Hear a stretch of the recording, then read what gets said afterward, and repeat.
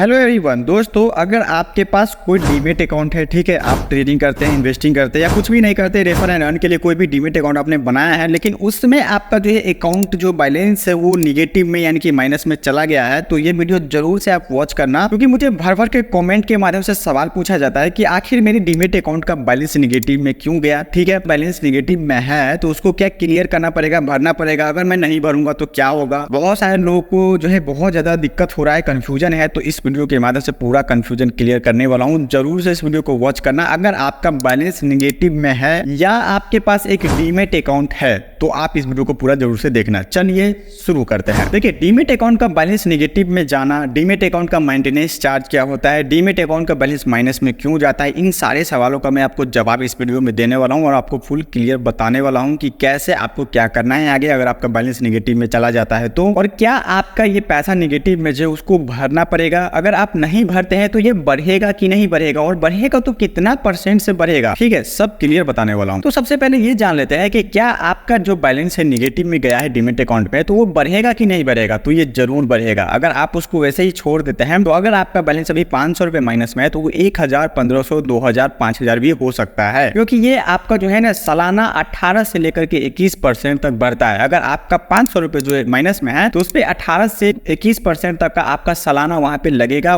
बढ़ता जाएगा, इंटरेस्ट लगेगा आपको उस बैलेंस पे। अगर पर डे का देखा जाए तो 0.05% के हिसाब से और 0.07% के हिसाब से वो बढ़ता जाएगा, इंक्रीज होगा। और एक टाइम ऐसा भी आएगा कि बहुत ज्यादा अगर अमाउंट हो जाएगा तो आपको बहुत ज्यादा परेशानी भी उठाना पड़ेगा। ठीक है, बहुत ज्यादा प्रेशर आपको डाला जाएगा ब्रोकरेज की तरफ से कि आप उसको बैलेंस को फिल करिए, पूरा क्लियर करिए, नहीं तो आप पे जो है कानूनी कार्रवाई भी कर देंगे। मतलब इस टाइप से आपको धमकी या जो भी परेशानी होगा आपको झेलना पड़ेगा। तो क्या ये क्लियर करना है कि नहीं करना है, इससे बचना कैसे, सब कुछ इस वीडियो में आपको बताऊंगा, तो वीडियो के साथ बने रहिएगा। ठीक है, अब आपने ये तो जान लिया कि आपका बैलेंस नेगेटिव में जो है वो बढ़ेगा, लेकिन आप सबसे पहले आपका सवाल ये भी होगा कि ये नेगेटिव में आखिर गया क्यों, माइनस में गया क्यों। मैंने तो अपना डीमेट अकाउंट बना लिया था, उसमें कुछ भी मैंने नहीं किया, लेकिन फिर भी ये बैलेंस नेगेटिव में क्यों गया। तो इसके लिए बहुत सारा कारण है, लेकिन सबसे मेन कारण दो है। ठीक है, जिसमें पहला कारण है जो आप अपना डीमेट अकाउंट बनाते हैं उसमें आपका AMC चार्ज। ठीक है, AMC चार्ज ये भी एक पहला कारण है। चलिए मैं आपको क्लियर करके पूरा डिटेल में बताता हूँ। देखिए, जब आप अपना कोई भी ब्रोकरेज के साथ में अपना डीमेट अकाउंट बनाते हैं, ठीक है, जो आप डीमेट अकाउंट बनाते हैं ना उस पे 1 साल तक कोई भी AMC चार्ज नहीं लगता है। AMC चार्ज का मतलब होता है अकाउंट मेंटेनेंस चार्ज। ठीक है, AMC चार्ज का फुल फॉर्म हुआ अकाउंट मेंटेनेंस चार्ज। तो आपने जो अकाउंट नया बनाया है उस पे 1 साल तक कोई भी AMC चार्ज नहीं लगेगा, लेकिन जैसे ही आपका अकाउंट 1 साल पुराना यानी कि 1 साल जैसे ही क्रॉस कर जाता है तो उस पे AMC चार्ज लगना शुरू हो जाता है। चाहे आप उसमें इन्वेस्टिंग करें,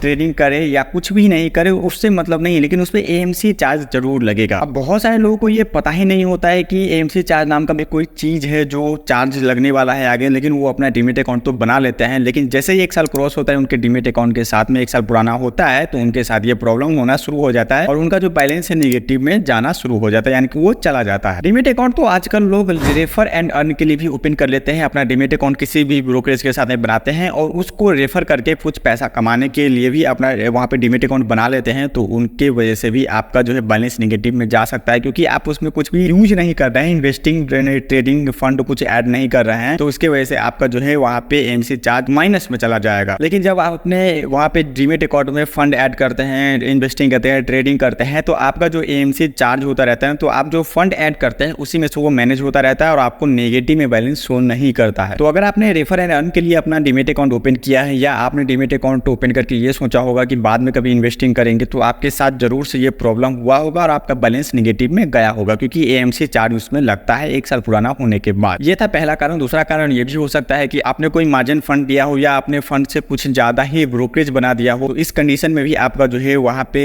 निगेटिव में बैलेंस चला जाता है आपके डीमेट अकाउंट में। अब सबसे मेन सवाल ये है कि आपका जो बैलेंस निगेटिव में गया है क्या उसको क्लियर करना पड़ेगा, उसको पूरा चुकाना पड़ेगा, पे करना पड़ेगा। तो जी जरूर आप उसको पे करिए। अगर आप पे नहीं करते हैं तो मैं आपको पहले ही बताया कि 18 से लेकर 21% तक वो एनुअल बढ़ता जाएगा। पर डे का 0.05%, 0.07% के हिसाब से वो बढ़ेगा, और अगर ये बहुत ज्यादा हो जाता है तो आपको बहुत ज्यादा दिक्कत और परेशानी का सामना करना पड़ेगा। आपको ब्रोकरेज की तरफ से दबाव दिया जाएगा कि आप उसको पे करिए, नहीं तो आप पे कानूनी कार्रवाई भी मतलब किया जा सकता है। ठीक है, तो आप इसको पे कर लीजिए, जितना कम में पे करेंगे उतना आपके लिए बेनिफिट रहेगा। और अगर आप ये भी सोचेंगे कि मैं अपने अकाउंट को क्लोज कर दूं डीमेट अकाउंट को, तो वो भी आप नहीं कर पाएंगे जब तक आप उसको नेगेटिव बैलेंस को क्लियर नहीं करेंगे। ठीक है, क्योंकि आप अपने अकाउंट को क्लोज तभी कर सकते हैं जब आपका अकाउंट पूरा फ्रेश हो, जिसमें आपका म्यूचुअल फंड नहीं होना चाहिए, कोई इन्वेस्टिंग नहीं होना चाहिए, कुछ वहाँ पे स्टॉक शेयर वगैरह नहीं होना चाहिए, आपके बैलेंस माइनस में नहीं होना चाहिए, पूरा फ्रेश होना चाहिए, तभी जाकर के आप अपना क्लोज कर पाएंगे अकाउंट। तो आप अपना बैलेंस वहाँ पे क्लियर करिए और अकाउंट को क्लोज कर दीजिए, जिससे कि आपको आगे कोई एमसी चार्ज नहीं देना पड़ेगा। तो ये था कुछ डीमेट अकाउंट का टर्म्स एंड कंडीशन जो मैंने आपको बताया। वीडियो कैसा लगा आप नीचे कमेंट करके बताइएगा। कोई भी सवाल, कोई भी वीडियो चाहिए आपको किसी टॉपिक पे, नीचे कमेंट बॉक्स में लिख दीजिएगा, मैं जरूर से आपके लिए वीडियो बनाऊंगा। और वीडियो को लाइक जरूर से कर दीजिएगा और चैनल को सब्सक्राइब करके नोटिफिकेशन आइकन कॉल पे सिलेक्ट कर लीजिए, ताकि आपको आगे की वीडियो देखने को मिलता रहेगा। मैं मिलता हूँ नेक्स्ट वीडियो में, तब तक अपना ख्याल रखिए। जय हिंद, वंदे मातरम।